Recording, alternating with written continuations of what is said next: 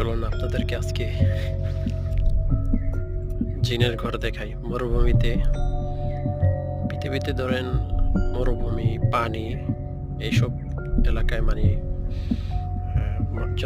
যেখানে মানুষ থাকে না, জনশূন্য এলাকায় জিনরা থাকে। এটা যেহেতু মরুভূমি, আশেপাশে জিন থাকতেই পারে, বসবাস করতে পারে তারা। তো এই দেখেন, এটা একটা বাড়ি। তো এখানে জিন থাকা স্বাভাবিক, তেমন কিছু না। এটা একটা বাড়ি, তো আগে এটা ইউজ হয়তো লেবাররা থাকতো। তো এর ভিতরে যাইতে ভয় লাগতেছে। সামনে একটা নিম গাছ। বিসমিল্লাহ। যাই, আমি তো তার থাকলেও আল্লাহর রহমতে কোনো ক্ষতি আর করবো না। তো দেখেন, হয়তো এটা কিছুদিন আগেও থাকতো।